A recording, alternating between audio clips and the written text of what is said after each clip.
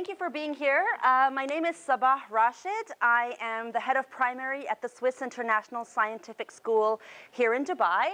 I'll be talking with you about how we take questioning beyond who, what, where, when, why, and how.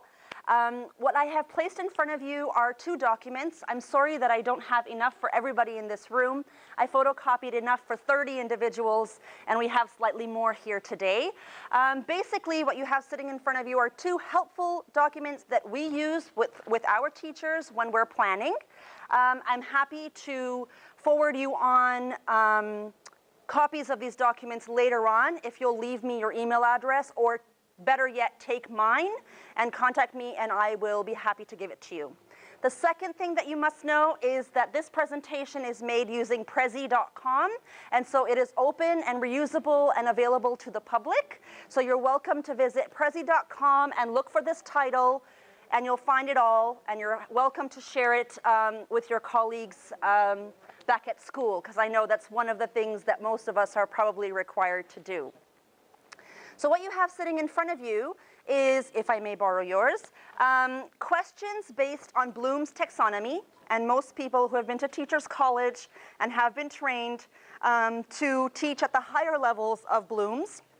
And so here are helpful question prompts, really, so that when you're planning with your students or when you're planning with your teachers for higher order thinking and for better questioning, you can have a reference tool to ensure that you have a good spread of questions. The other document that I have, thank you very much, is a question matrix. This is something you can Google, and there are different types of question matrices. The idea is that the more simple questions are on the top right-hand corner, and they move diagonally to the bottom right-hand corner to be deeper thinking, higher level questions. So as you move across and down this matrix of questions, you have more higher order thinking questions. The way I use this with students is they write questions in. So if we're beginning a topic, it's about dinosaurs, or we're beginning a topic, it's about physics, they write up questions. What is, how will, where might, who might, in order to ensure that they are making questions that are a mixture of low-level and high-level thinking. Okay, so this is a tool for you to share, whether you have primary school children or secondary school children, or whether you work with adults. So we use these tools with all types of people. I wasn't able to get the video started, just to add a bit of humor to our presentation, and I don't have a clicker, so I'm going to be jumping around quite a bit. If you'd like to watch the video later, these are two characters called Curly and Mo, and they are basically having confusion based on who, what, and why. Those questions, and that's why I wanted to show it, to show that we are moving away from the who, what, and why. So there's basically 4 strategies that I'll share with you. There are 4 types of questions, but what I'll do first is share with you some other things that we use at our school in order to provoke thinking and to provoke questioning. So here is a strategy called Ask the Picture a Question. So what we do is we put thought-provoking pictures on each table, and I might have done that with you today if we had had a little bit more time, and you tell the audience, you tell the participants to ask the picture questions. So what you see up at the top, which might be rather small for you at the moment, basically, what this does is it gets students engaging with the material. It gets them thinking and putting their thinking out there for other people to consider. And then you can always guide them and turn the discussion in the direction that you want it to go. These were the ones that I chose because I thought they were appropriate culturally and otherwise. Please come in. I'm not able to get the sound working. But perhaps we should wait until the end? Sure. Not sure. So these are just some of the 29 that I chose. The author is Paweł, and I don't know how to say his last name. He's Polish, and I got it from awesomeinventions.com. There are many others, but they might be slightly, perhaps touchy, so you would have to review them yourself before you showed them to your students. So that's one strategy that we use. The other strategy that we use as an International Baccalaureate primary years program, we believe that there are 8 key concepts and that have 8 key questions associated with those 8 concepts that basically let you find out just about everything you need to know about anything. And so we've boiled it down to just 8 concepts. And those are up here, which are slightly difficult to see. I'll try to zoom in if I can. There we go. That should help a little bit. I'm sorry. Is that a little better? Okay. So again, like Bloom's taxonomy, they go from low-level thinking to higher-level thinking. One of the lowest-level thinking questions is form. What is it like? So take any concept and talk about, well, what is it like? What does it look like? What does it sound like? What does it feel like? The next higher order thinking question is function. Well, how does it work? Everything has a purpose. Everything has a role. Everything has a way of behaving. Then we go to causation. Why is it the way it is? Whether we're talking about behavior, whether we're talking about laws, whether we're talking about science, we ask, why is it the way it is? Because things don't just happen. There's always a cause and effect. There's always a reason. Reflection, well, how do we know? Whatever conclusion you've drawn, what are you basing it on? How do you know? So that's form, function, causation, and reflection. Oh, thank you so much. I really appreciate it.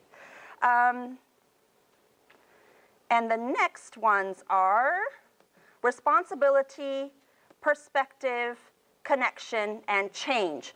Change, how is it changing from one state to another, one form to another, one opinion to another, one topic to another? How is it changing? Connection, how is it connected to other things? One of the best ways to get children and young learners to retain information is to give them plenty of contexts within which to connect the same topic. So for example, you're learning something is science, make sure that they see it and connect it to something being learned in mathematics. Make sure they connect it and see it with something being learned in art or music and so on. And the more contexts that you put this information in, the more likely they are to retain it and to understand it in depth. So I've done change, connection, responsibility. What is our responsibility? I believe in this day and age, at the end of the day, after you've learned everything, you've done all the research, you've read all the books, you've seen the videos, you've talked to the experts, you've taken the field trip, you've done the experiment. That's lovely. You've taken the exam, you got the grade. Good for you. What are you going to do with that, with what you've learned? And that is where the responsibility comes in. Students can learn a whole variety of things. Then they need to make some choices about what they've understood, about what they should do with their learning. And finally, perspective. Again, in this day and age, in our global community, there are as many points of view as there are people involved. And so it is really important for the children to be able to consider not only their own perspectives, but what could be the other points of view out there on whichever topic we are discussing. So those are the 8 key concepts and one of the strategies that we use with students when questioning. Right. Finally, the strategy called 5 Whys. And this is something that we've borrowed from the, basically on Toronto, a Canadian Ontario healthcare system. And this is how they basically ensure quality in long-term healthcare for patients. But the 5 Whys strategy allows you to not consider necessarily 5 different reasons why something is happening. It allows you to go deeper with just one reason for something. So give me a problem that we have. Somebody shout out a problem that we have. Any problem? Global warming. Okay. Why, hello. Nice to see you. Okay, global warming. Why do we have global warming? Give me one reason. Somebody said pollution? Okay. Deforestation, that's another reason. Okay, so why do we have pollution? That's my second why. Why do we have pollution? People's lifestyles. Okay, why are people's lifestyles causing pollution? Third why. What's the matter with your lifestyle? To fulfill their basic needs. Fulfilling basic needs. Anybody else?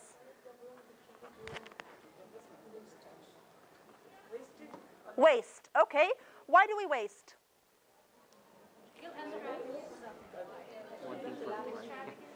Extravagance. Okay, so we can stop there or we could keep going. Okay, but basically you started with global warming. The problem with global warming was personal lifestyles. And at the bottom of it, and we could go deeper, the core reason for why our personal lifestyles are causing global warming is extravagance. Okay? And I think you can feel satisfied with that, or you can go deeper with the 5 why strategy. Okay? Sorry that we are having some challenges here. Okay. The video is working, so I'd like you to really watch it. It's very American, so I apologize for that in advance. You will have to listen a little carefully, but it's basically a parody on the 5 whys. Oh, sorry, the 5 W's: who, what, where, when, and why.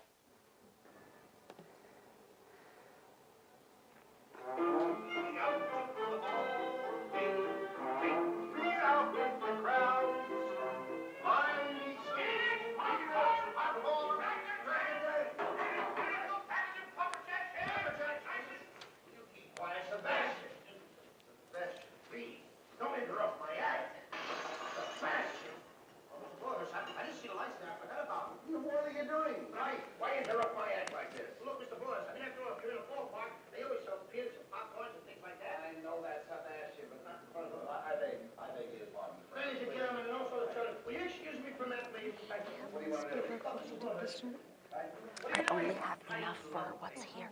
If you leave me your details, I can send it to you. All right, folks. All right. Shit, now, all right. One is okay with the other. About baseball. Now, will you stand still? Pick up your hat. Don't pick up your hat. Now, up. Then you go and pet your popcorn and don't interrupt the act anymore. Yes, all right. You know, strange they seem they give ball players nowadays very peculiar names. Funny names, nicknames. Not as funny as my name, Sebastian Dinwiddie. Oh, yes. Funny than that. Oh, absolutely. Yes, now, on the St. Louis team, we have who's on first, what's on second, I don't know who's on third. That's what I want to find out. I want you to tell me the names of the fellas on the St. Louis team. I'm telling you, who's on first, what's on second, I don't know who's on third. You know the fellas' names? Yes. Well, then who's playing first? Yes. I mean, the fellow's name on first base. Who? The fellow playing first base for St. Louis. Who? The guy on first base. Who is on first? What are you asking me for? I'm not asking you, I'm telling you who is on first. I'm asking you who's on first. That's the man's name. That's whose name? Yes. Well, go ahead and tell me. Who? The guy on first. Who? The first baseman. Who is on first? Have you got a first baseman on first? Certainly. Then who's playing first? Absolutely.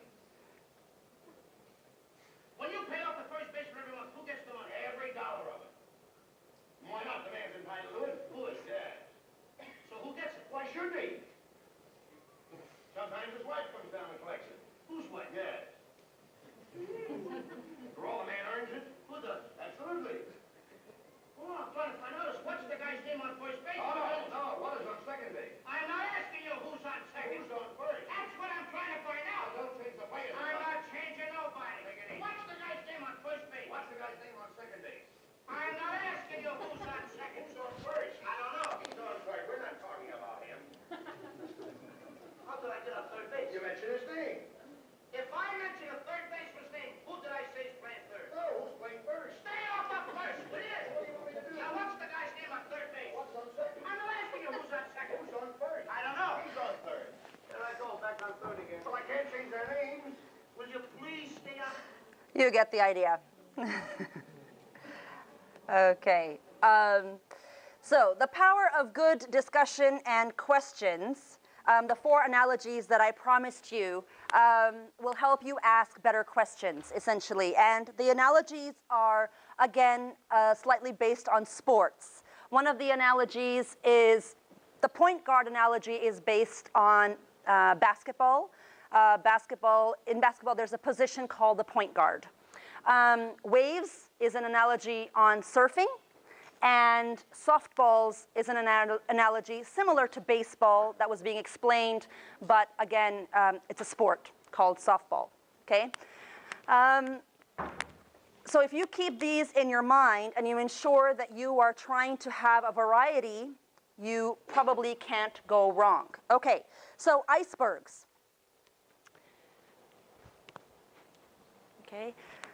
Sometimes a student will ask a question or have a thought, and it's a very surface level thought. By asking them to go deeper, by saying things like, please tell me more, teach me what you mean, give me an example of what you're talking about, what do you mean by that, could you explain? What you do is you force the child to go from the tip of the iceberg, which is just above the water, to the much deeper thinking that could be lying below what they just explained. Okay, so that's called iceberg-type questions, and they're a follow-up question similar to the ones that are bullet-pointed there that allow a child to uncover what they might have meant. Okay, in basketball, what you do often in basketball is pass back and forth. Okay, so the point guard strategy is to redirect a question to other students. So say, for example, you contribute something as a facilitator, which is what the teacher should be. The teacher should not be the knower of all things and the answer to all questions. You will facilitate much greater thinking if you redirect the question over there and say, who would be willing to add something that was just shared? Or, what do you think about what was just shared? Give me your opinion. Tell us what you feel about what so-and-so just said. Whatever was said, how is it different with you, or how is it the same for you? So what you've done is you've taken one child's questions and redirected it to another child, and redirected it to another person, and redirected it to another child, and therefore pulling in your entire class. What can often happen, especially with your smarter students, is it turns into a dialogue between you and me, and you've alienated and left everybody else out of the conversation. This is one way to bring them all in and keep it from the students to the other students. Okay? Those are point guard type questions. Waves. So in surfing, you end up waiting a lot. Okay, and waves, the waves analogy for questions is to ensure that you have an unrushed atmosphere. You have plenty of wait time. You are less focused on getting through the whole lesson plan that you had created, and you're taking the time to delve into the deeper thinking of each student. Largely, that is what is being said. And if the discussion has to end because your 1 hour or your 45-minute lesson has ended, table it and say, we can come back to it, but please remember to come back to it. Otherwise, we make them feel like their questions and their discussion is not valued. Okay? So those are the waves. Finally, there are softballs. You come up, say for example, you've done your planning using these wonderful higher thinking questions that I've given you, and we've created a lovely question matrix. And you ask the question, and you're met with silence. Nobody understood your question. Nobody has the confidence to respond to your question. Your question is dead, right? So what you need to do is you need to ask an easier question. So softball is the easier version of baseball. It's with a bigger ball. The ball is softer. We don't pitch overhand. We pitch underhand. And that's why the softball strategy analogy makes sense here. So You could ask an easier question. You could ask the students to first talk with each other before they give you a response. You could ask the students to pre-think and write down their responses before they come to you to explain, because often being on the spot is one of the hardest things about answering a question or engaging in a discussion. So those are the 4 strategies, if you remember: icebergs, point guards, waves, and softballs. Right. Please read this for yourself.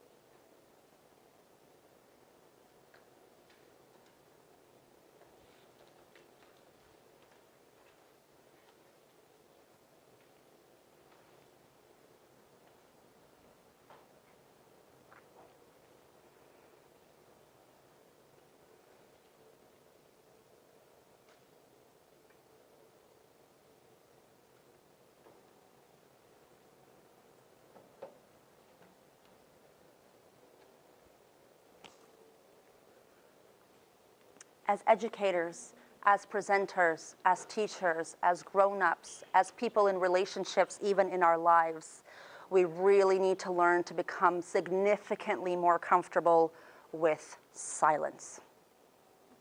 Not every moment of time has to be filled with engaging of dialogue. People need time to think. So often as a presenter, I can definitely resonate with the panic that ensues when you have nothing coming back from your audience. But rest assured and be confident, think positively that they are processing. Different people process things at different times. Right, so now we are going to play a bit of a game, if you don't mind. There are 2 strategies. One is called, actually I shouldn't have shown you that. Going back to silence.